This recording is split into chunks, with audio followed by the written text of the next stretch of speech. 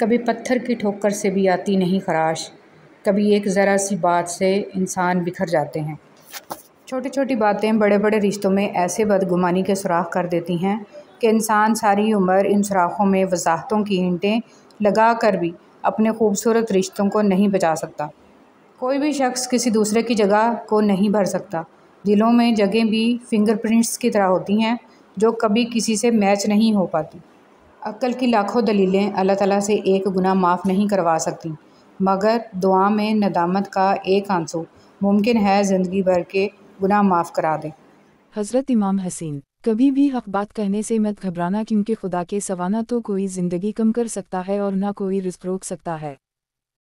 جب آنسو نکل آتے ہیں تو ان میں صرف نمک اور پانی نہیں ہوتا، ان میں ماضی کی تکلیفیں، دکھ درد، اپنوں کے ستم، چاہنے والوں کی بے اعتباری، کبھی نہ لوٹ آنے والوں کا غم، وعدوں کی پامالی اور نہ جانے کیا احساسات اور جذبات چھے ہوتے ہیں۔ انسان مکان بدلتا ہے، رشتے بدلتا ہے، دوست بدلتا ہے، لیکن پھر بھی دکھی رہتا ہے کیونکہ وہ اپنا رویہ نہیں بدلتا۔ بیٹیوں کو ہمیشہ کہا جاتا ہے سیانی بنو تمہیں دوسرے گھر جانا ہے، کاش کوئی بیٹوں کو بھی کہ سیانے بنو کوئی تمہارے لیے گھر چھوڑ کر آئے گی۔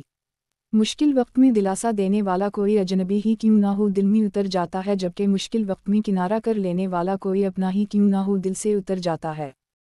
ہم دین سے اپنی مرضی کی چیزیں نکالتے ہیں۔ ہم یوسف علیہ السلام جیسی کامیابی تو چاہتے ہیں، لیکن ان کا بھائیوں کو فوراً معاف کرنا نظر انداز کر دیتے ہیں۔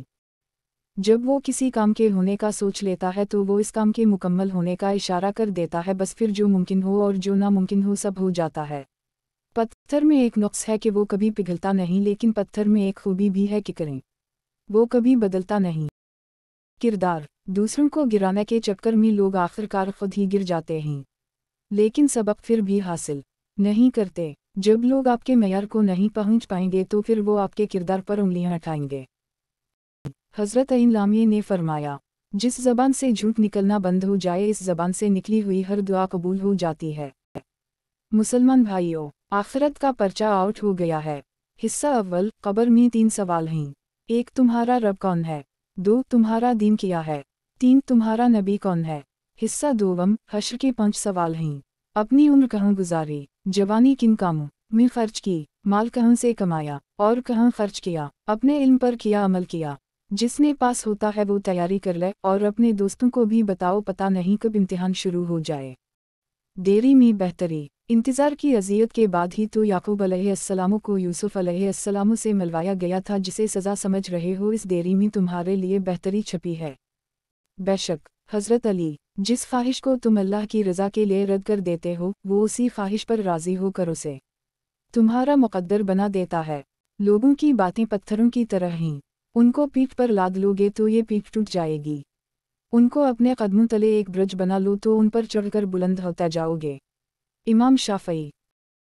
حالت سجدہ کی دھیمی سسکیاں بارگاہ الہی میں بڑا کہرام مچاتی ہیں۔ درود شریف ایک ایسی عبادت ہے جس میں لا شریک بھی شریک ہے۔ جب کوئی بھی تمہارا ساتھ نہیں دیتا تب رب تمہارا ساتھ دیتا ہے، اور اس سے بہترین کوئی ساتھی نہیں۔ اللہ ضائع نہیں کرے گا آپ کی دعا اور آپ کا صبر۔ ذرا انتظار کیجیے، فرض نماز جان کر ترک نہ کرنا، جو ایسا کرتا ہے اللہ اس سے اپنا ذمہ اٹھا لیتا ہے۔ اللہ اکبر، پتہ صبر کیا ہے، بالکل خاموشی، کوئی شکوہ نہیں۔